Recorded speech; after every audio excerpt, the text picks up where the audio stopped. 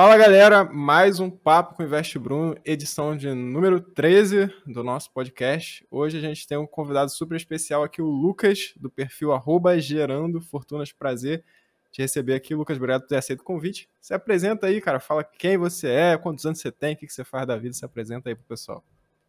Pô, Bruno, primeiro, obrigado pelo convite, tô muito feliz de estar aqui. Para quem não me conhece, meu nome é Lucas, eu sou assessor de investimentos, tenho 26 anos hoje, né? Sou criador e fundador do canal Gerando Fortunas e para mim é um grande privilégio, um grande prazer estar aqui com o Bruno hoje. Eu sempre acompanhei o Bruno desde o início, né? Acho que para mim é um grande prazer estar com ele hoje. Vamos bater um papo aí. Obrigado de novo pela pelo por você ter me convidado. Bom, falando um pouco sobre a minha história, tá? Eu comecei a estudar sobre investimentos há 7 anos atrás, né? Quando eu tinha 17, 18 anos. E eu estudei isso por necessidade mesmo. Por quê? Eu vim de uma família que não tem muito dinheiro, né? Não tinha muito dinheiro, não sobrava. A gente sempre passou por dificuldade financeira. E isso acabou, quando você cresce em uma família que tem majoritariamente pessoas que não têm educação financeira, você acaba também, por osmose ali, não sendo educado financeiramente também, né? Então, aos meus 18 anos de idade, eu tinha muitas dívidas e, e isso fez com que eu ficasse muito mal. Na verdade, eu fui percebendo também que os meus pais também estavam ficando muito mal. Pude perceber que dívidas não trazem apenas problemas financeiros, mas sim doenças, né? Minha mãe começou a ficar com depressão, o meu pai ficava muito estressado, e isso foi ocasionando um problema muito grande na minha família, né? E aí isso ocasionou o meu estudo sobre investimentos, sobre educação financeira. Isso que fez a minha mente mudar, porque, cara, eu preciso ter educação financeira, porque 99,9% dos problemas que acontecem em casa, das brigas que os meus pais tinham, né? E sou eu e mais um irmão, a gente sempre ficava no quarto ali ouvindo, eram problemas relacionados ao dinheiro, eram problemas relacionados à falta de educação financeira. E isso me fez estudar muito sobre investimentos. Então, de 7 anos para cá, quase 7 anos para cá, eu vim estudando massivamente, fiz alguns cursos e dos últimos 3 anos para cá eu entrei como assessor de investimentos em um escritório aqui em São Paulo e atendo hoje clientes multimilionários por todo o país, né? E isso me fez ver que não importa de onde você está saindo, né? Importa a situação que você está vivendo e a vontade que você tem de sair daquela situação. E isso foi o mais importante para mim. Hoje, depois de 3 anos como assessor, eu criei o Gerando Fortunas para justamente falar com outras pessoas que passaram ou passam pelo mesmo problema que eu passei há 7 anos atrás e hoje com conteúdo de milhas para que essas pessoas tenham mais dinheiro para aportar na carteira de investimentos, né? Então, basicamente, resumindo em miúdos, essa é a minha história. Boa, cara, essa história de dívidas é uma coisa que pode ser que muita gente veja você. Eu não vejo você falar muito disso, né, no teu perfil. Chega a falar? Não É, falo muito, não. Eu só falei uma vez quando eu estava com o método ISM, né? Não falei. Não costumo falar muito, né? Não sei se a história é triste, as pessoas querem se saber, né? Não quero também me vitimizar muito, mas eu não falo muito disso não. entendi. Não sei se é uma coisa que você não gosta ou não, mas não sei se você já ouviu, você conhece o Osmar Família, já ouviu falar? Conheço, sigo ele, cara, gente É, boa. o último podcast foi com ele. Ele tem uma história um pouco parecida, né? Ele tinha mais de 200 mil em dívidas e hoje, pô, fez um processo longo de recuperação e muita gente se espelha se vê nele, né? Vê que é possível, né? Aquela Uhum. transformação, né? E pode ser que isso aconteça contigo também. Alguém que esteja, pô, escutando isso aqui, esteja numa situação que você já passou e por você ter conseguido, a pessoa, pô, ver ali, cara, o que se ele fez, talvez eu consiga também, né? É, essa história, cara, como é que Sim, foi? é Como é que muito você mais difícil começou a porque ser. Fala aí, fala aí. Pode falar, pode falar. Como é que Não, você. o mais difícil desse negócio do Osmar e eu que os dois, né, não saíram do zero, né? As pessoas começam a Negativo. falar muito, pô, a gente não saiu do zero, a gente saiu abaixo de zero. E isso é pior ainda, né?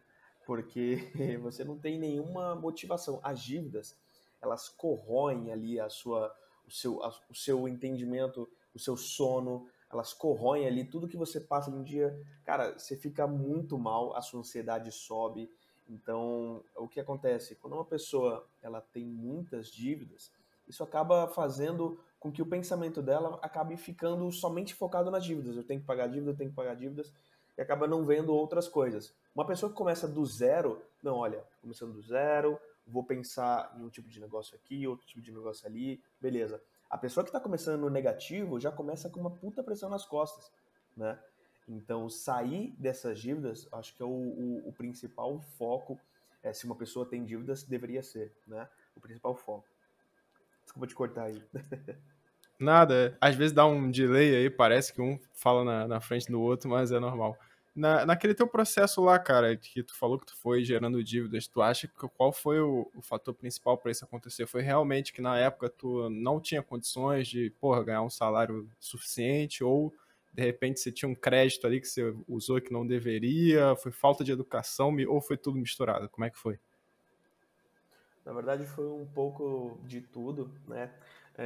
A gente coloca a nossa vida financeira é muito baseada no que os nossos pais viveram, né? Muitas crenças limitantes vieram dos nossos pais, né? E os meus pais, na época, eles tinham eles usavam o dinheiro de uma forma que para mim na época era normal. E hoje eu vejo que, cara, isso é totalmente anormal, né? Que é o uso excessivo de crédito e o uso excessivo de coisas supérfluas, né? E isso acabou me ferrando. Por quê? É, isso vem antes da minha mãe ainda, porque minha mãe meu avô acabou deixando os meus tios junto com a minha mãe para outra pessoa cuidar, né? E minha mãe foi muito maltratada quando era criança e acabou fazendo com que ela, quando ela fosse para a fase adulta, ela sempre falou isso: eu vou ter tudo o que os meus pais não puderam me dar, então eu vou ter tudo aquilo que eu não pude ter na minha infância. Então isso acabou com que ela gastasse compulsivamente, né? Então, às vezes ela não tinha o dinheiro ou não precisava daquilo, né? E ela comprava, né? Eu pude perceber isso também quando ela começou a empilhar uma pilha de sapatos numa sala de casa, no quarto dela, né? Ela tem uma parede inteira do quarto dela cheia de sapatos. E aí você me pergunta, quantos elas utiliza? Ela utiliza nenhum. Ela não usa nenhum. Porque quando ela era criança, a mãe dela, a tia dela, na verdade, não dava para ela, né? Aí ela ficou com isso na cabeça. Eu vou ter tudo aquilo que eu não tive quando era criança e vou gastar compulsivamente. Eu, como criança, né, via aquilo, gastava demais. Meu pai também não tinha muito dinheiro, então eram os dois lados. O meu pai, ele era um pouco fraco para ganhar dinheiro e minha mãe era muito compulsiva e gastava demais. Então isso acabava dando muito choque, né? Meu pai sem dinheiro, minha mãe gastadora demais. E aí nisso, com os meus 18 anos, né, 18 anos, cartão de crédito e tudo mais, já tinha uma conta que tinha um cheque especial, aí eu fui gastando, né? E chegou até na época era muito dinheiro, né? 7 anos atrás isso era muito dinheiro. Chegou a uns 15 mil reais em dívida, né? Para mim isso era muito dinheiro, cara. Porque aos 18 anos uma pessoa está começando a vida, ganha um salário mínimo, né? E isso era quase um ano de salário mínimo. Como é que eu vou pagar isso, né? E aí eu fui trabalhando e tudo mais, mas foi um pouco de tudo. O uso excessivo de crédito, o uso excessivo do cartão e também as compras compulsivas, né? Bom, aí tu foi estudando sobre o assunto, né, educação financeira e tudo mais. Como é que foi daí para tu virar assessor de investimentos? Assim que você começou a estudar, você falou, pô, já quero trabalhar com isso, quero ver como que faz, ou tu chegou a trilhar um outro caminho, chegou a fazer faculdade de outra coisa? Como é que foi esse processo de virada aí? Não, na verdade, quando eu comecei a estudar sobre investimentos, quem era a principal influenciadora de finanças na época era a Natália Arcuri, né? O Thiago Nigro estava começando foi quando ali, 2015, 16, isso? 2015, começo de 2015, final de 2014, por aí, né? E a Natália Arcuri estava como o início. Se eu não me engano, ela tinha uns 600 mil inscritos no YouTube. Não era tão grande quanto agora, né? Acho que ela tem mais de 4 milhões aí de inscritos no YouTube. E aí eu fui estudando sobre isso, enfim, fui ganhando dinheiro. Eu trabalhava, antigamente, eu sou técnico em mecatrônica, sou formado por formação em eletrônica, né? Então, eu manjo de eletrônica, eu fazia consertos de máquinas CNC, né, e tudo mais, trabalhava com isso e, ao mesmo tempo, estudava sobre investimentos, né? Eu saía das 7 horas da manhã até 6 horas da tarde trabalhando no trabalho, das 6 horas em diante era só estudando sobre investimentos. O turning point para eu virar assessor de investimentos foi quando eu vi um vídeo do Thiago Nigro falando sobre a profissão do assessor de investimentos. Acho que você Eu também vi deve esse ter vídeo visto esse também. vídeo. Essa live. Aí eu lembro como se fosse hoje, cara. Tava deitado no colo da minha atual esposa agora, né, antiga namorada, vendo aquilo, porque a minha formação, eu sou técnico, né? Eu não tenho superior. Então, na minha formação, eu não conseguiria nenhum emprego dentro do banco. Já estava até vendo faculdade para isso, né? Eu não estava me Quantos anos você encontrando. tinha? Eu tinha foi 2019. Eu tinha 22 anos, 22 para 23 anos, né? Eu estou com Pode falar, 26, né? eu consegui emprego no banco bem mais velho que isso. Sério? Sério. E, cara, eu tava muito infeliz no meu trabalho, eu tava muito, muito chateado. E eu queria trabalhar em banco e tudo mais, eu tava vendo faculdade sobre isso, né? Eu ia começar uma faculdade de engenharia, não quis entrar, falei, mano, não vou fazer isso não, vou para assessoria. E aí falou assim, olha, você pode ser assessor de investimentos e não precisa de superior. Eu falei, cara, o quê? Não acredito, cara. E aí isso que, isso que me chamou a atenção. Você pode ganhar 20 mil reais por mês. Eu falei, cara, é isso, é a minha profissão, eu preciso. Aí eu falei com ela, é isso que eu vou querer, cara, eu preciso entrar nisso. E aí eu tinha um carro, isso eu até posso contar em uma outra história, que esse carro é uma bucha que até me ferrou no início da minha carreira como assessor, que me deu uma... Aí eu voltei para a dívida de 20 mil reais, voltei para a dívida em 20 mil reais, Por causa do carro? porque, por causa do carro, que era frio. Depois, não sei se der tempo, a gente conta depois a história do carro. Beleza. E aí, beleza, vendi o carro, peguei mais um dinheiro que tinha como uma reserva de emergência, que eu já tinha formado, né, uma reserva de emergência. Falei, pô, vou ficar aqui 12 meses de boa, né? Não era casado, né, não tinha filho, morava com os pais, então tô tranquilo, né? De lá para cá, muita coisa aconteceu. Eu lembro do meu primeiro salário como assessor. Eu entrei achando que ia ganhar 20 mil reais. Meu primeiro salário foi 132 reais de um CDB que eu tinha colocado para um cliente. Falei, caramba, um mês inteiro para ganhar 132 reais, eu não acredito. Mas foi assim, aí tá até hoje eu tô trabalhando. Espero trabalhar por muito tempo como assessor. Esse é um business que é muito glamorizado, né? As pessoas têm a impressão de que é fácil e tal, mas você rentabilizar em cima de patrimônio investido é um negócio difícil pra caramba, né? Porque as Sim, pessoas não têm noção de proporção. Porque às vezes, pô, tu ter uma carteira de 10 milhões, em números parece grande, mas pra um cara que rentabiliza, às vezes não é tanto assim, não é né? Pô, nada. tu não vai tirar um puta salário de 10 milhões, não vai. Não vai. É E como é uma que puta que você grana, vê esse mas não negócio tira hoje, nada. cara? Tu acha que pro cara que não tem carteira, o cara quer entrar nisso, ainda pode ser uma parada viável? Ou tu acha que a gente está caminhando para um mercado que está indo muito B2C, muito direto para o consumidor, que tá mais difícil para quem está começando? Ou tu acha que ainda é um business que vale a pena? Eu acho que é um business que vale a pena sim, principalmente se o cara entrar com uma cabeça de procurar clientes mais high level, né? Mais private ali, com um patrimônio acima de 2, 3 milhões, né? Porque como foi o que você falou, como você falou, o cara pode ter uma carteira de 10 milhões de reais, mas com um ROA médio ali de 0,00 cara, você não vai ter um salário mensal muito bom. Né? 10 milhões hoje pode ser muita coisa para quem está olhando de fora. Mas uma carteira de 10 milhões de reais você não vai ganhar muito, não. E então eu vejo essa oportunidade, né, para aqueles caras que são mais high level. Porque se você for entrar sem carteira, eu entrei sem carteira, né? Acho que foi uma loucura. E até porque de 3 anos para cá, é, o número de assessores dentro da corretora que eu trabalho, ela praticamente triplicou, né? Ou seja, a concorrência também triplicou, né? Então tá mais difícil, as pessoas elas estão mais céticas. Eu percebo isso porque eu continuo fazendo prospecção de clientes, né?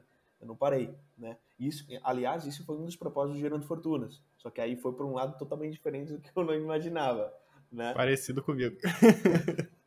Para prospectar clientes. Só que não deu certo, né? Na verdade, os clientes, eu ligo muito, eu faço muita ligação fria. Aquela história, o cara de 2 milhões, ele não confia no cara que ele vê na internet. Não adianta. Não confia. Eu até confiaria se eu tivesse ganho 2 milhões e eu falo, pô, legal. Mas o cara que me vê, principalmente aquele idoso, sabe? Ele me olha assim na internet ou no Facebook. Se bem que ele vai estar no Facebook, né? Mas o filho daquele cara vai, olha, inclusive tem um cliente que me segue, né? Não sei se ele vai ver isso aí. Tem um filho de um cliente que me segue, um cliente grande que me segue. Eu falei, caramba, mano, não posso falar nenhuma besteira aqui, senão dá ruim. Mas eu acho que dá sim para entrar, só que você tem que entrar com a cabeça que você tem que ser resiliente, tem que ser bastante cauteloso com o que você vai fazer, ter uma reserva de emergência, porque entrar com a cabeça assim, que nem eu fiz, hoje eu acharia loucura, né? Não faria isso não. E, cara, você veio ali do negativo, entrou nesse mercado, e como é que você construiu a tua carteira de cliente, cara? Porque o Gerando Fortuna a gente sabe que deve ter te dado outros frutos, mas não esse de captar cliente para lá. Como é que você construiu? Foi ligação fria mesmo? Ou tu foi conseguindo conectar com pessoas, conectaram com outras, indicação? Como é que foi? Foi totalmente ligação fria, cara. Totalmente ligação fria. Lá no escritório nós temos uma ferramenta, né, que a gente utiliza para prospecção fria e eu não tinha nenhum contato, né? Eu fui vendo os meus primeiros contatos, as pessoas que eu achava que tinha dinheiro, depois eu vi, e no Gerando Fortunas eu falo muito disso, cara, aquela pessoa tá andando com um carrão. Antigamente falava isso. Essa pessoa tá andando com um carrão, ela tem uma puta grana. E aí eu fui nessa pessoa, né, que era o meu colega na época. O cara tava todo endividado, né? Tava todo ferrado. Eu falei, mano. Então eu passei a não olhar mais esse padrão. Eu falei, cara, eu vou ter que construir uma carteira do zero. E aí o que eu fiz? Tem um site no Google chamado Doctoralia. Doctoralia é um site de médicos, né? Não sei se você já ouviu falar. Já vi. Ele é um Cara, site de baita médicos. sacada, hein? Ele é um site de médicos. E aí o que eu fiz? Eu filtrei por cirurgiões plásticos, que eu falei, cara, cirurgião plástico deve ganhar uma puta de uma grana, né? Filtrei por cirurgiões plásticos e aí eu filtrei por cirurgiões plásticos e aí o que eu fui fazendo? Fui pegando o nome desses cirurgiões plásticos e colocando dentro da ferramenta. Aí pegava essa ferramenta, pegava o número e ligava. Olha, tá rolando isso, aquilo, eu quero te visitar e tudo mais. De 100 ligações, eu recebia uns 80, não. Uns 15 talvez, e uns 5 falou, beleza, pode vir aqui. E aí eu ia. Na época, como eu vendi meu carro, né, como é que eu ia, né? Eu ia de busão mesmo. Então tava minha pastinha, minha mochila com computador, todo de terno, gravata, indo lá pro Itaim Bibi, que é um bairro, um bairro nobre ali de São Paulo, né? Para visitar esses médicos. E foi assim, ligando. Né? Lá no escritório o pessoal me viu como referência, né, de ligação fria, porque eu construí uma carteira de 40 milhões na base da ligação fria, né? Cara, sacada genial pegar o Doctoralha lá. Não Pô, sei se alguém gênio, tinha mano. pensado nisso, mas eu E pensei. a taxa de conversão era o quê? Cada 100 fechava quantos? A cada 100... A minha taxa de conversão de ligação era boa, cara. Não vou falar não. A média dos caras lá não chegava na minha, né? Eu tinha uma conversão ali de 10 a 15% de ligação para uma segunda reunião, e das reuniões que eu tinha, 80% ia para a segunda reunião, né? Então, eu tinha um pitch de vendas muito bom na ligação, tinha um pitch de vendas muito bom na primeira reunião para ir para a segunda e agendar a TED, né? Então, isso a conversão me ajudou demais, né? E também eu era bem mais direto, né? Eu não ligava simplesmente para uma pessoa e falava, olha, eu tenho isso e aquilo. Não, eu ligava para o cirurgião plástico e falava, olha, eu tenho uma coisa para cirurgião plástico. Aí a pessoa ficou, peraí, como assim? Aí eu desenrolava, né? Vendedor, né? Você também é vendedor, você sabe. Não, cara, é genial essa, essa tua estratégia aí. É quem quer dar um jeito, né, cara? Tu encontrou Sim, um eu tinha que fazer minha caminho vida, cara. e Tinha foi, que cara. casar. E aí, cara, como é que foi daí pra essa história de internet? Como é que foi o teu começo na internet? Foi fácil? Foi difícil? Já estourou logo? Eu acompanhei, né, quando você começou a estourar ali. Mas você já tinha começado há pouco tempo ou já estava na luta aí há mais tempo antes de conseguir esse alcance todo aí? Não, eu comecei na internet em novembro de 2019, eu criei justamente o Gerando Fortunas para poder captar cliente, né? E sempre ela nessa, indo e voltando, né? Então, o primeiro login do Gerando Fortunas foi em novembro de 2019, né? 2020 eu comecei a fazer alguns conteúdos, mas também daquela mesma forma, indo e voltando, indo e voltando. 2021 foi o ano que eu decidi mudar, né? Decidi fazer o conteúdo. TikTok já estava bombando na época, né? E aí eu via o Bruno com 10 mil seguidores hoje, 20 mil seguidores amanhã. Eu falei, mano, não é possível, cara. O que eu tô fazendo de errado aqui, velho? Eu ficava enchendo o saco postando todo dia, né? Que dava mais, eu ficava postando no story. Mano, eu falei, mano, beleza. No Instagram, eu falei, mano, no TikTok deve ser um pouco mais fácil, né? Porque a rede tá bombando. Mas no Instagram também, 10, 15. Eu falei, mano, não é possível, cara. Aí, beleza. O intuito era começar a captar clientes que tinham um poder aquisitivo mais alto, né? Não deu muito certo. Então eu falei, mano, vou fazer um canal aqui para pessoas que querem investir melhor o dinheiro delas. E aí comecei a criar conteúdo sobre finanças, sobre investimentos e tudo mais. E aí entrou nesse assunto do Gerando Fortunas, né?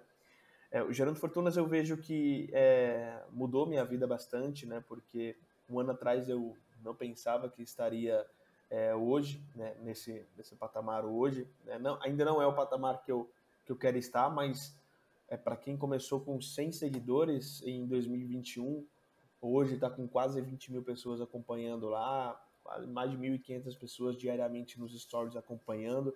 Para mim, isso é muito, muito gratificante, porque mostra que o trabalho recompensa. O trabalho sempre vai recompensar, né? Sempre a conta chega para quem trabalha duro, né? E aí eu vi o Ian, inclusive o Ian mora aqui na minha cidade, né? Ele falou.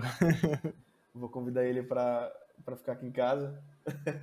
Ele mora aqui na minha cidade, a gente tem que se encontrar. Você e o Davi.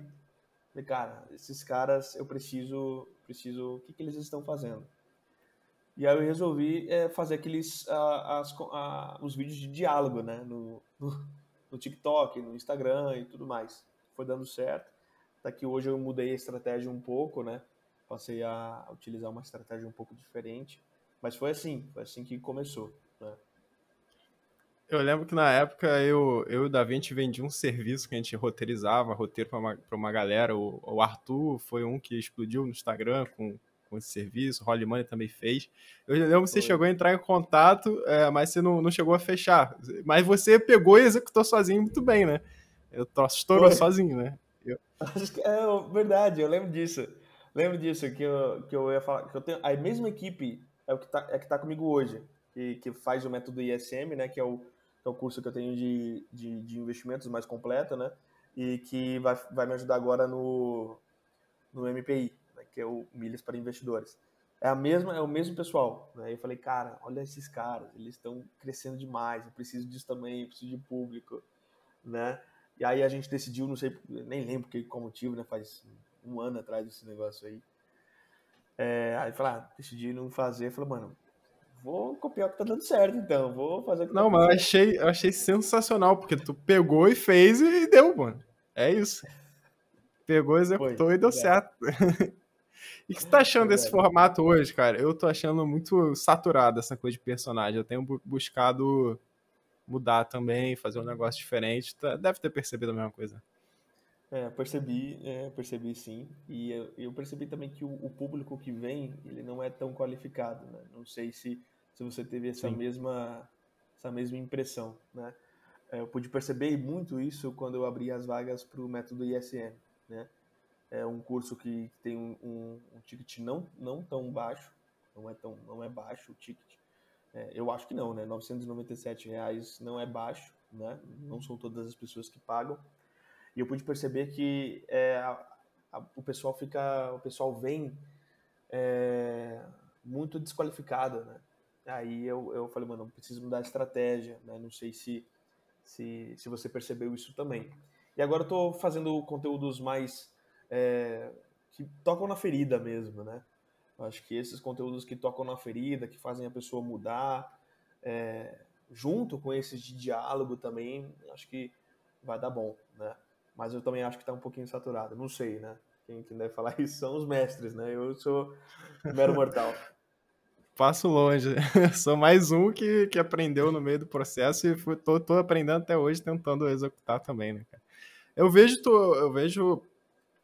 acho que tu também foi aluno lá do 1%, né, do Antônio.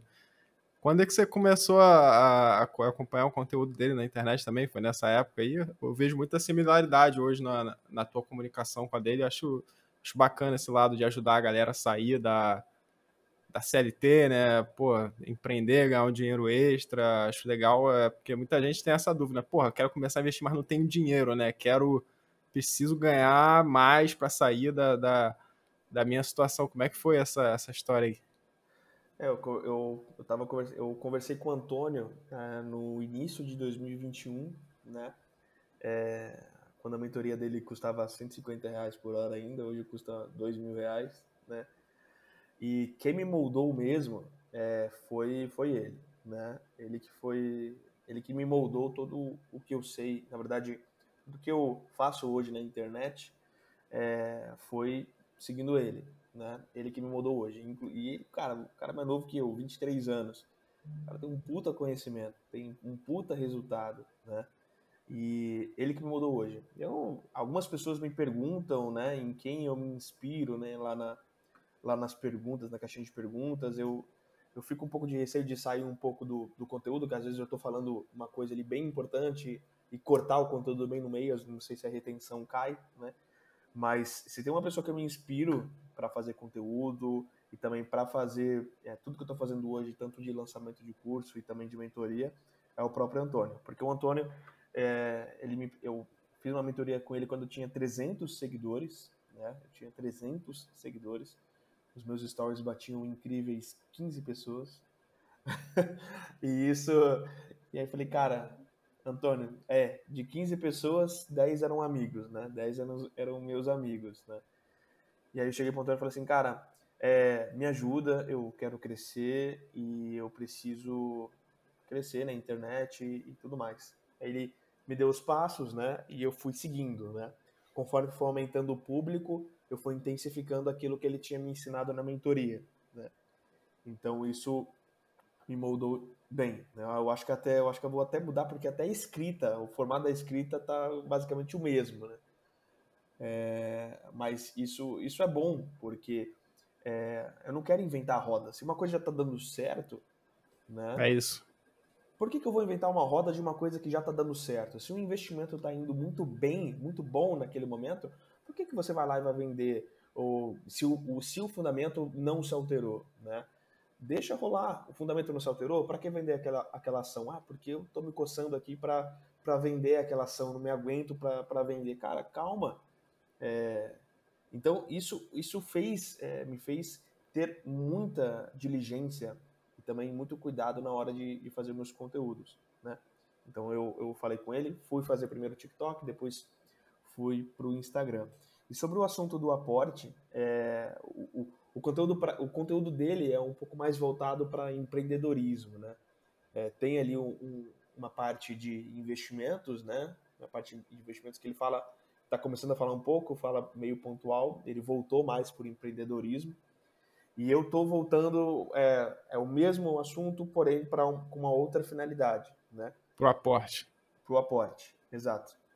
Porque o que acontece? As pessoas, quando eu lancei o Invista Sem Medo, as pessoas, beleza, agora só falta o dinheiro para investir. Ou, Lucas, beleza, eu só vou ficar rico, ou só vou ter um dinheiro ali, um dinheiro bom de verdade daqui 10, 20 anos. Eu não quero esperar todo esse tempo, né? Eu quero ter dinheiro agora, fazer dinheiro agora e ter ali um aporte maximizado, porque não importa, cara. Quanto maior o seu aporte, você vai ganhar daquele cara que aporta bem pouco e que é um gênio no mundo dos investimentos. Não tem escapatória. Se você tem um aporte grande, você vai ganhar daquele cara que aporta pouco, né? E esse vai ser o objetivo, né, do Gerando Fortunas daqui em diante, né? Utilizar das milhas aéreas para que essa pessoa tenha mais dinheiro para que aporte na carteira de investimentos, né? Então, eu tô entrando num nicho diferente, mas não tô saindo do meu, né? Então, esse é o propósito do Gerando Fortunas hoje, né? Foi assim que começou. Boa, você encontrou uma solução pro cara, pra dor do cara, né? A dor do cara, ele não tem dinheiro para aportar, para seguir os teus ensinamentos de investimento, então tu tá vendo nesse mundo de milhas aéreas aí uma certa solução, né, para esse problema do cara, né? E para quem quiser aprender mais sobre milhas, você vai abrir alguma coisa em relação a isso em breve A ou tá gente, fechado? Como é que é? a gente tá com um projeto aí, talvez para o final de janeiro ou para o começo de fevereiro, né? De abrir inscrições para a primeira turma do Milhas para Investidores. Justamente esse é o objetivo. Não é um curso avançado de milhas aéreas, é um curso básico para você realmente fazer dinheiro, né, com milhas aéreas. O curso avançado sobre milhas aéreas tem no método ISM. Você vê que até o formato do é o mesmo, Da né? estrutura. A estrutura é o mesmo, só que são propósitos diferentes, né? Diferente. Um é para sair da CLT, para você ganhar dinheiro, enfim, ficar rico, o outro é para você maximizar o aporte. E final de janeiro ou começo de fevereiro, né? Nós vamos ter um curso gratuito, são 2 dias de curso gratuito para quem quer fazer de R$ 700 a R$ 2.500 por mês, usando as milhas aéreas, e depois, no segundo dia, aí vão abrir as inscrições para o Milhas para Investidores, né? Então vai ser bem legal. Boa. Você, como assessor de investimentos, eu acredito que você se preocupe muito com a proteção patrimonial dos teus clientes, né? Ainda mais se lida com volumes muito altos, né? Proteção patrimonial, sucessão patrimonial, e aí a gente entra no tema de previdência privada, né? Eu acho que hoje em dia ainda é um tema que muita gente fala mal ainda. Eu vejo, às vezes, influenciador relevante falando mal desse assunto, às vezes por puro desconhecimento, né? Eu não tiro um pouco da razão, entre aspas, do cara, porque já foi um produto muito mal vendido ano passado, né? Os bancos, porra, botavam aquelas previdências de renda fixa com taxa de 4% ao mês, vendia Taxa de PGBL para a carregamento de pessoa 30%. errada. Exatamente. Taxa de carregamento absurda. Tu acha o quê, cara? Que é previdência besteira? Previdência vale a pena? Qual é a tua opinião? Cara, aí agora eu vou tocar na ferida desses influenciadores. Para mim, previdência privada é o melhor investimento para o longo prazo, se formos contar quesitos tributários, tá? Por quê? Eu sei que os influenciadores aí falam que previdência privada é muito ruim e tudo mais, mas é justamente por isso que você falou. Os bancos, até pelo monopólio que eles têm hoje, né, que está sendo aí as corretoras hoje, eles estão se movendo para tirar esse monopólio dos bancos. Os bancos, eles vendiam muito mal previdência, né? Eu falo isso porque o escritório que eu estou hoje, ele veio de um grande banco, né? Os principais sócios vieram de um grande banco. É um banco, né? E lá, majoritariamente, vendia previdência, né? É o banco que tem mais previdência hoje. Provavelmente você deve saber qual é. É o banco que cresceu boa parte do faturamento em previdência, né? E eles... eu assustava, né? Eu ficava assustado com as histórias que eles contavam sobre os gerentes oferecendo previdência como se fosse um investimento de altíssima liquidez e que você poderia retirar a qualquer momento, que você estaria tranquilo, né? E é justamente por isso que muitas pessoas têm uma certa dificuldade de aceitar que previdência é um dos melhores investimentos quando a gente está falando de tributação e a longo prazo. Por quê? Previdência privada, se for escolhido da maneira certa, é o único investimento que acima de 10 anos você paga apenas 10% de imposto de renda sobre a rentabilidade, né? Por mais que você tenha uma ação ali que te dê muito, muito lucro, né? Você vai pagar no mínimo 15% de imposto. Em renda fixa, né? Você vai ter ali, começando com 22,5% de imposto, você precisa esperar mais 2 anos para chegar aos 15%. Mesmo assim, a alíquota mínima é de 15%. Na Previdência, a alíquota mínima é de 10%. E 5% no longo prazo em tributação fazem muita diferença, né? Então, pode falar. Se você quiser falar, pode falar. Não, e fora que nesses produtos de renda fixa, né, quando não é um papel direto, quando não é um CDB, uma LCI, geralmente é um fundo de investimento e o cara paga come cotas ainda, né? Paga come cotas no fundo de renda fixa, o cara paga come cotas no fundo multimercado, e às vezes, porra, se ele desse uma estudada, ele ia perceber que talvez aquele produto que ele investe, o multimercado que ele investe, tem igualzinho o mesmo produto dentro de uma previdência privada. Que O não cara tem podia come estar cotas. Exatamente. O cara podia estar 20 anos no multimercado dentro da Previdência, sem pagar aquele come cotas de 6 e 6 meses ali. E, pô, que diferença não vai fazer de rentabilidade você não antecipar imposto de 6 em 6 meses durante 20 anos, né? Então eu costumo falar que a Previdência é o melhor lugar do mundo para você ter um fundo multimercado. Isso aí eu acho Com que é certeza. indiscutível.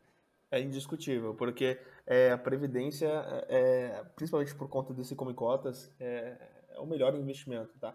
E hoje, não só por isso, né, não só pela questão da tributação do Come Cotas e da facilidade de você ser tributado em 10%, a menor alíquota do mercado, hoje o mercado de Previdência já evoluiu muito do que era no passado, né? Então hoje nós temos fundos de previdência que investem no exterior, que investem em criptomoedas, que investem 100% em ações. Antigamente, o fundo não podia investir 100% do fundo em ações. Hoje já pode, né? Que nós temos alguns fundos que têm a categoria 100, né? Você pode ter ali 100% do fundo. Ou seja, você pode criar uma carteira de previdência privada nos mesmos moldes da carteira que você tem hoje, porém de previdência, né? Com a mesma classe de ativo, né? Então isso só não a parte da liquidez, né? Mas a previdência é muito boa para isso, né? E quando nós estamos falando de carteira de investimentos, subtende-se que essa carteira é para longo prazo, né? E não há investimento melhor do que a previdência para o longo prazo, né? Então por isso que eu acho que a previdência é o melhor investimento nesse quesito, né? Boa, uma outra coisa que eu acho legal numa estratégia de investimento, inclusive a maior parte do meu investimento em bolsa é na Previdência.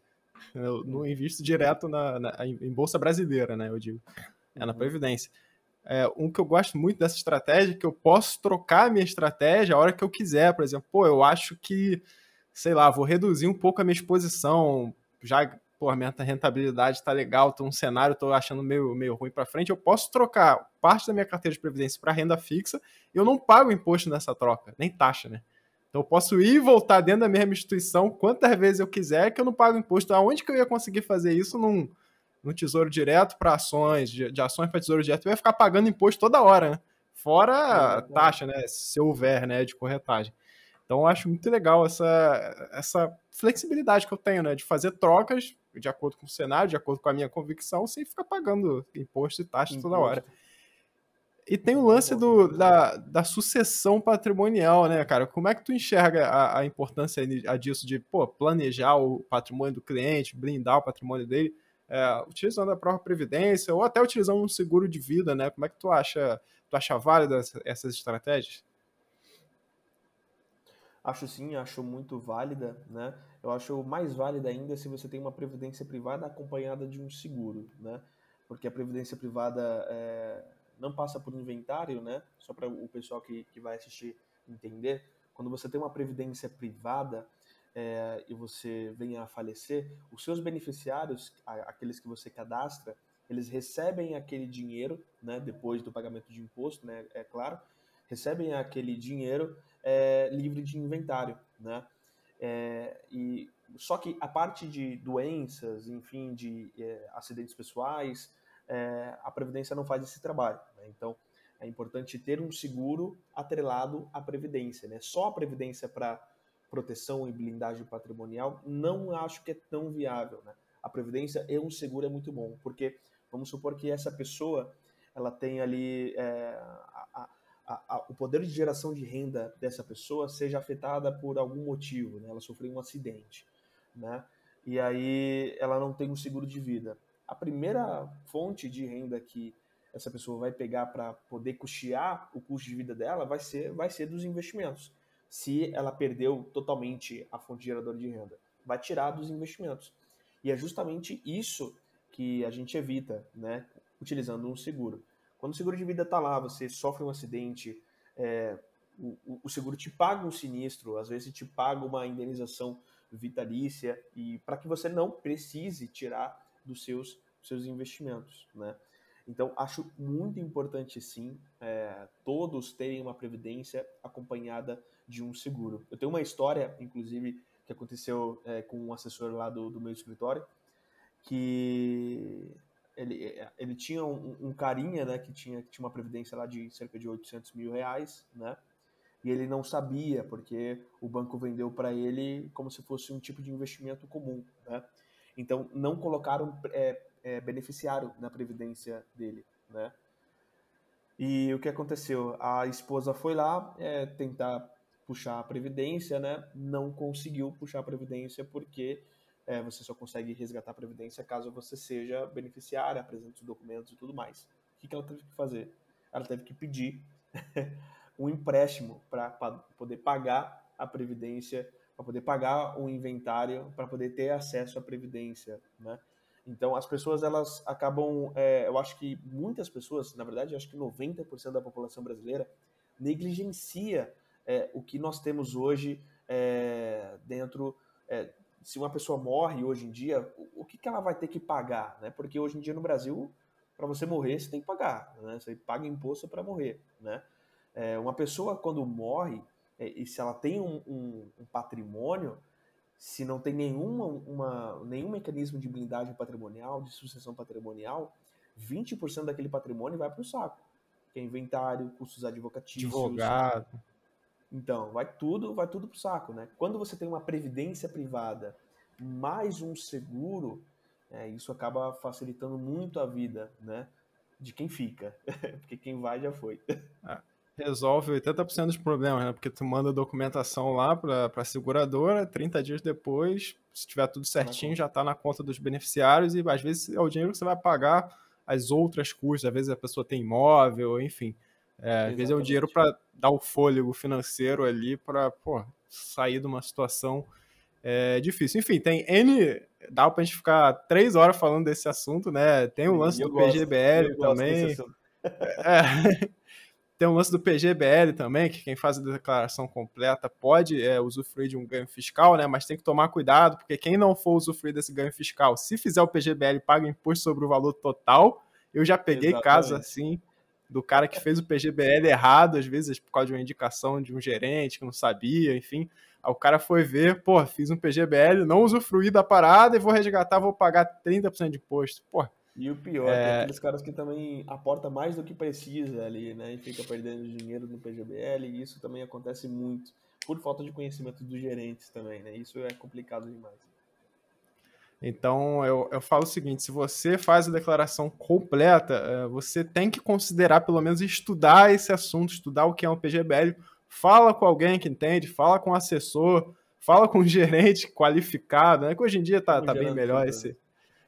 hoje em dia esse mercado tá bem melhor aí, cara. Sim. Dá Os para caras... tá bem melhor hoje, a galera tá entendendo. Então fala com alguém que entende para você não fazer o PGBL sozinho e fazer besteira, né? Porque se você fizer o PGBL errado, você vai perder dinheiro. Mas se você fizer certo, você pode ganhar uma boa grana ali só de adiar imposto já é bom, né? E pagar menos depois é melhor ainda. Então, quem faz isso aí, eu acho que tem que considerar pelo menos estudar esse assunto, né, cara? Exatamente. É um assunto muito importante. Acho que previdência deveria ser ensinada na escola, né? Porque boa parte das pessoas elas resolveriam muitos problemas tendo uma previdência hoje, né? Tanto na parte tributária quanto na parte sucessória. Enfim, é um ótimo investimento mesmo. Até na parte burocrática também cara, é muito boa mesmo. Boa, e na tua estratégia de investimentos aí, cara, tem um peso grande de previdência ou tem outras coisas aí que você prefere dar um peso maior? Como é que você faz? Bueno, minha estratégia de investimentos tem sim um peso grande na Previdência. Eu faço um aporte mensal, né? Todos os meses faço um aporte mensal. Pego ali também uma parte do patrimônio e coloco ali um VGBL, né? Para quem quer colocar a Previdência para longo prazo, né? Nós indicamos o VGBL, né? O VGBL, por quê? Porque o VGBL, o imposto vai comer apenas sobre o rendimento, né? Não vai ser sobre o total, como é o PGBL, né? O PGBL é o VGBL, tributação regressiva. Eu tenho alguns fundos lá dentro da minha previdência, mas assim como todas as pessoas que são abaixo de 25, 26 anos deveriam pensar, boa parte do meu patrimônio está em ações, né?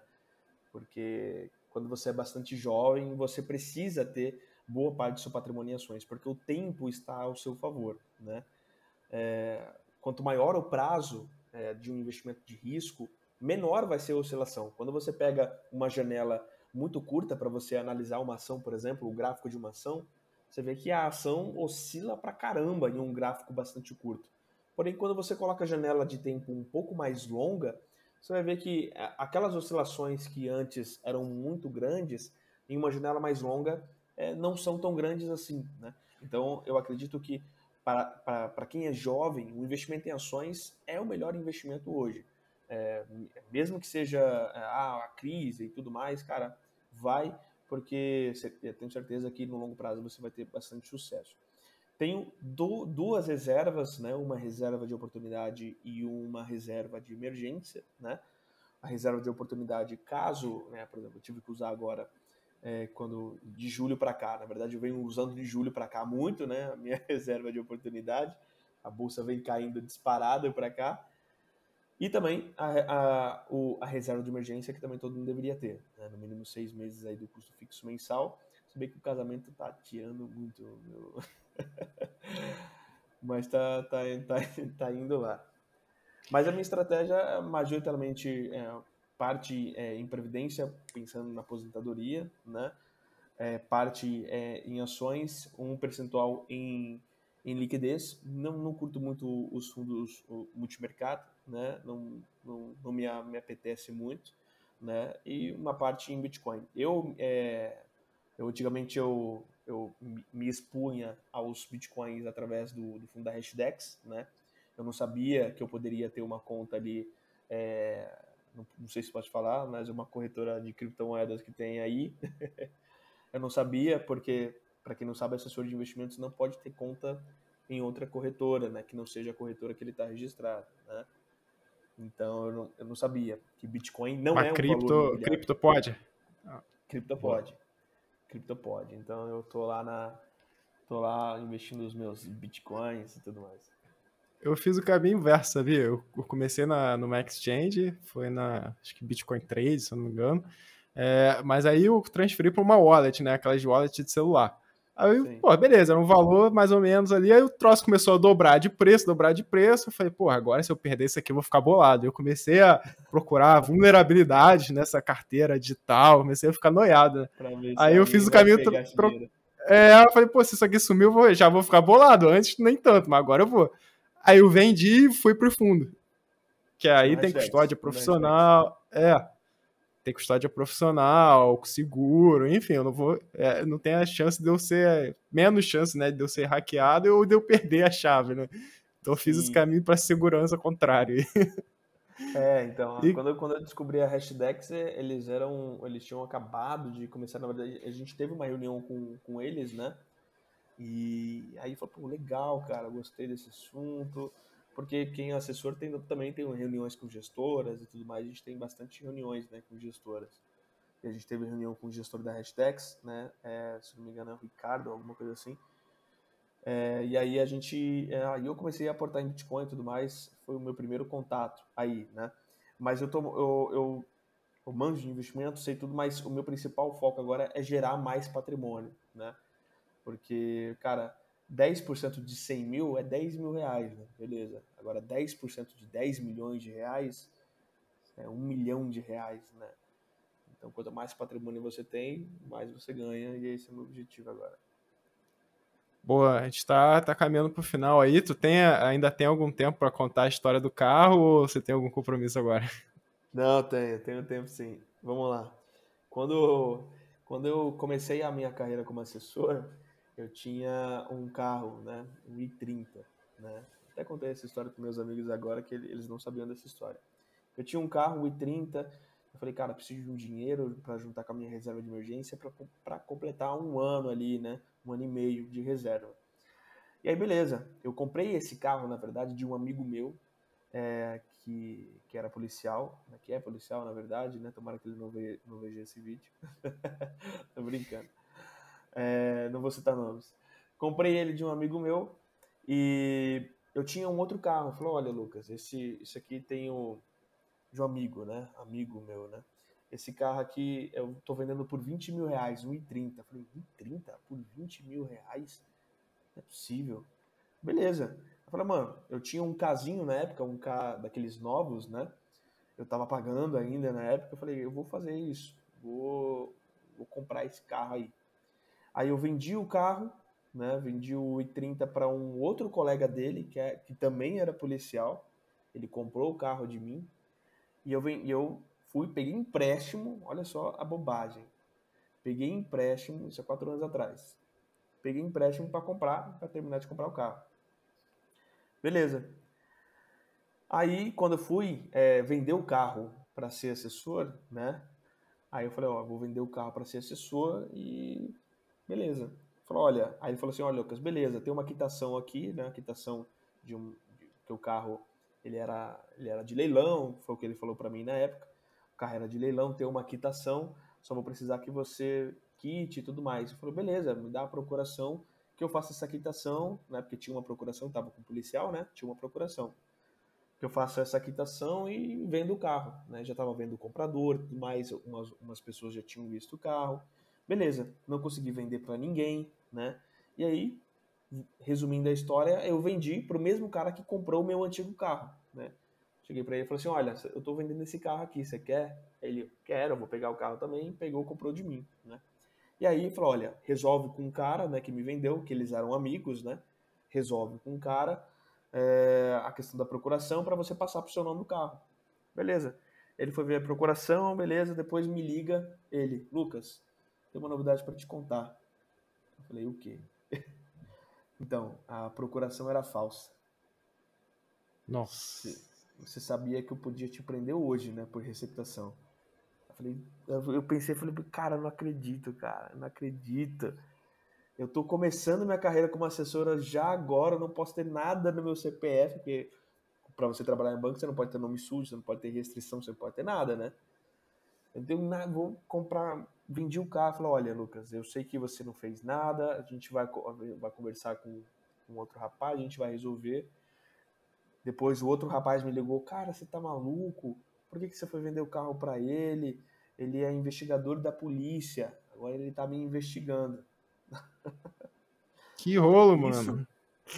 que rolo, cara.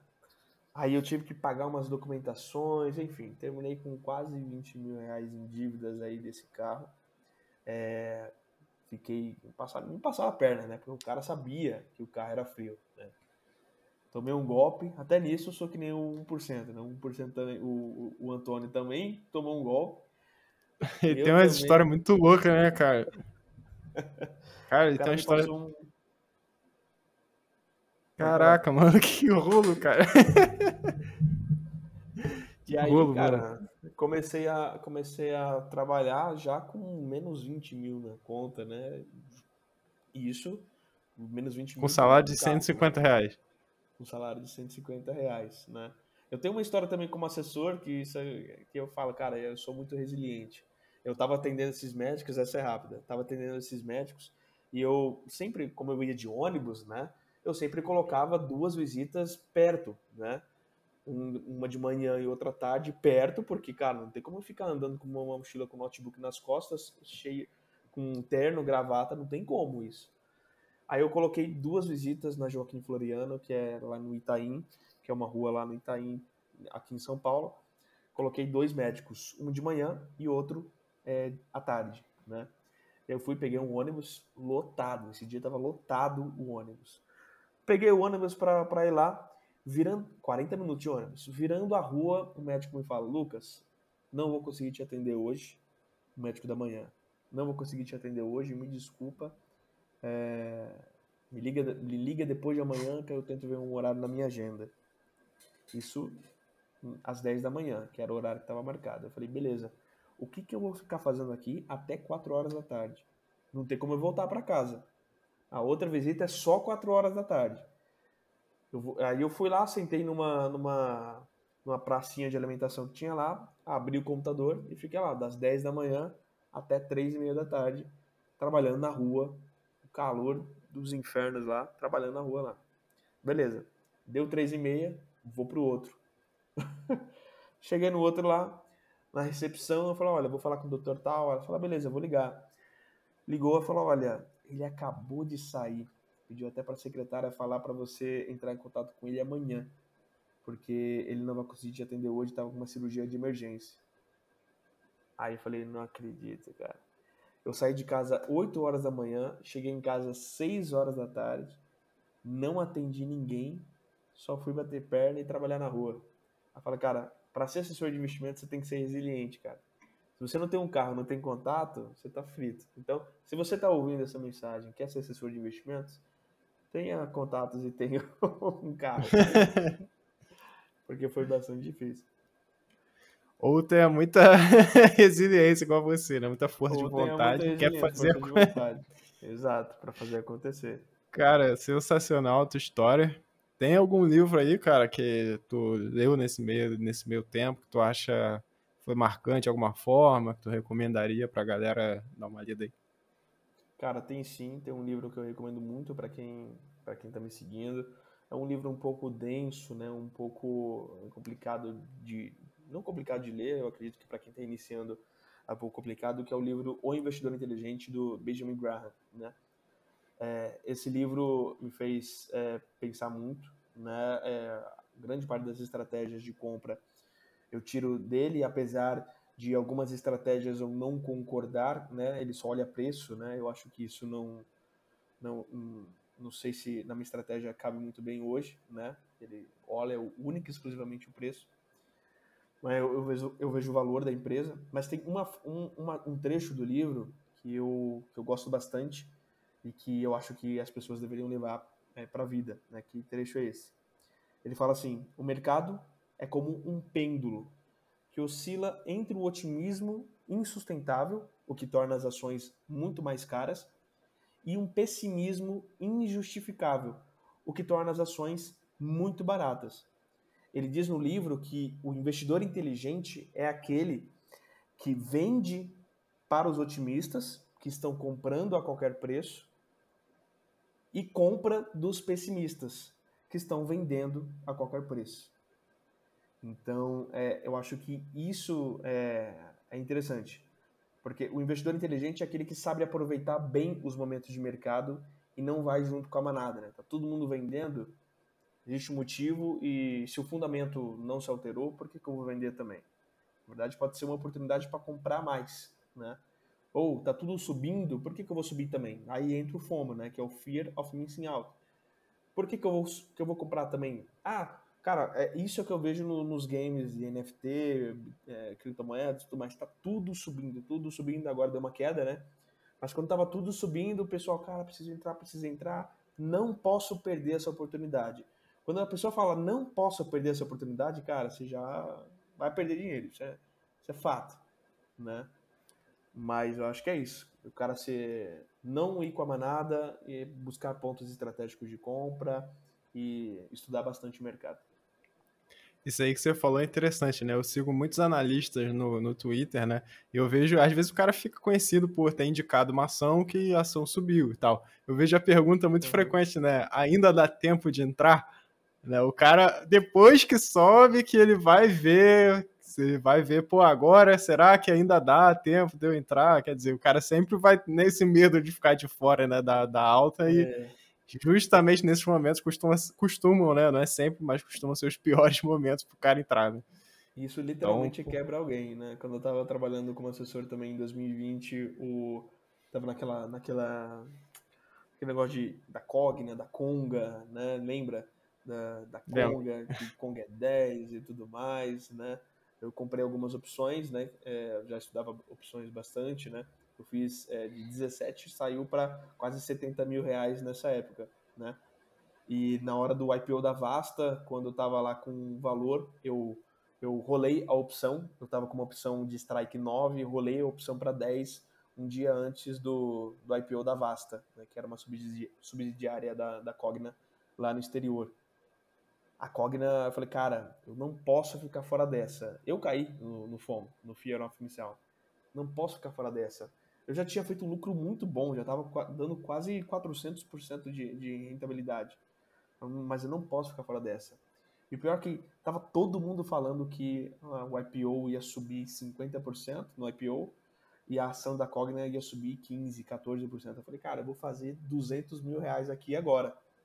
Resultado, a ação caiu 12% no final do pregão. O dinheiro que eu tinha lá, quase 60 mil reais, foi para 17 mil reais, voltou um pouquinho para 20 no mesmo dia.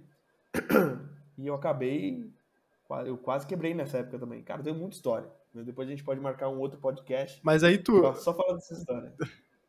Tu botou 17, foi. O troço multiplicou e depois ele voltou pra 20, chegou a sair com algum lucro ou realmente tu se dilapidou Não, nessa aí? eu dilapidou. Eu saí com prejuízo de 2 mil reais. Eu não zerei, mas eu perdi 50 mil reais em 2 horas. Né? Literalmente, né? Deixei de ganhar Não, mas aí esses 50 mil reais você já tinha ganho antes, né? Com a mesma opção, ou não? Não, na verdade o que aconteceu? Não. Eu peguei a ação da Cogna estava subindo, né, pra caramba, né, tava subindo, tava indo para 10 lá. Eu já tinha pego uma opção bem fora do dinheiro, né, para poder surfar essa onda antes do IPO da Vasta, né? No método ISM a gente ensina também opções, tá? Por isso que eu tô falando sobre isso. A gente pegou uma opção bem fora do dinheiro ali para poder fazer um ganho explosivo. Chegou no strike e aí foi de 17 para 63 mil reais na época, né? Foi ali quase 43 mil reais de lucro, isso em 15 dias que tinha dado na época, né? Foi de 2020, né? Falei, cara, pra mim, mano, eu ganhei 40 mil reais em 15 dias, eu tô um boneco agora, velho. Agora eu tô bem, ganhei 40 mil reais em 15 dias, o mercado é meu, cara, isso é a pior coisa que um investidor pode fazer. A autoconfiança. Quando você acredita que você é melhor que o mercado, cara, você já levou na cabeça, né? Você sempre tem que ter diligência para comprar alguma coisa ou vender alguma coisa. E aí, quando eu tava com 60 e poucos mil reais, eu rolei. Eu tirei da opção Cogni H, eu lembro até hoje, Cogni H900 para Cogni H10, né? Que eu não me lembro, né? Acho que é Cogni H10. Aí você rolou com o valor integral. Rolei com valor integral, 60k, na outra opção. Que loucura. 60 mil. Eu falei, cara, e tava um pouco longe do vencimento ainda, né? Falei, o Teta não vai ser tão... E já tava perto do dinheiro ali, né? Agora eu vou fazer 200 mil reais aqui. Resumindo, voltou para 17, quase 15 mil ali, enfim. Foi complicado esse dia. Eu saí para almoçar, tava todo mundo, o que aconteceu? O que aconteceu? Quando eu vi lá, tava a ação caindo 7% e a opção caindo 50%. Foi complicado. A gente olhando para trás parece óbvio, né? Mas nesses momentos mexe com o ser humano, às vezes até com a gente que tem experiência mesmo. Eu já errei em diversos momentos também no mercado, por causa de viéses comportamentais, né? Já caí em armadilhas da própria mente e, cara, pode acontecer com qualquer um, né? A gente tem que sempre estar esperto com a nossa própria ignorância, né? Eu gosto de... Eu peguei aqui uns papéis de renda, um dinheiro aqui, botei numa renda fixa travada de 2 anos para eu me proteger da minha própria ignorância, né? Se a minha carteira estiver indo para uma direção errada, eu tenho uma grana ali que eu não vou mexer, né? Nesse tempo. É assim, né? A gente erra e a gente tem que estar ciente disso e mexe, né, cara? Nessa época eu lembro que tinha um movimento de mercado, muita gente falando muita coisa, prometendo, né? Prometendo ou vislumbrando ganhos estrondosos, isso mexe com o ser humano, não tem jeito, né? A gente tem que ficar cada vez mais vigilante com essas coisas, porque é realmente muito perigoso, cara. E quando você ganha, é muito mais perigoso, né? Porque quando você ganha, eu acho que eu fiz ali um pouco no racional, mas grande parte foi na sorte, né? E quando você ganha na sorte, isso é a pior coisa, porque você se acha superior, você acha que você é o tal do mercado. E quando você ganha na sorte, não sabe por que você ganhou, com certeza a outra ponta vai te puxar e você vai ter muito prejuízo, né? Por isso que é sempre importante sempre estar estudando, né? Porque o que acontece é, mesmo estudando 7 anos sobre o mercado financeiro, ainda tem muita coisa que eu preciso estudar muito mais, né? Posso passar estudando mais 10 anos que eu ainda não vou saber de tudo do mercado. Então sempre tem que ficar estudando, sempre estudando. Acho que isso é uma boa dica para quem não quer errar no mercado financeiro, para quem não quer perder dinheiro ou quer perder pouco, né? Não quer fazer que nem eu, perder 50 mil em 2 horas. Boa, cara, sensacional tua história, não conhecia. Tenho certeza que muita gente ainda vai se inspirar no que você está fazendo, vai se ver na situação que você estava, né, e ver que é possível, né, virar essa situação, talvez num caminho parecido, ou só levando como inspiração, mas vai ver que é possível. E, cara, obrigado por você ter aceito o convite aí. E quando você quiser, volta aí, se precisar de mim para qualquer coisa aí, é só chamar também, tamo junto. Beleza, beleza, Bruno. Muito obrigado de novo pelo convite. Pode ter certeza, se você me chamar de novo, vou contar mais histórias aqui, o que tem aqui é história, tá bom? Valeu de novo. Valeu, Muito irmão. obrigado, viu? Grande abraço. Tamo junto.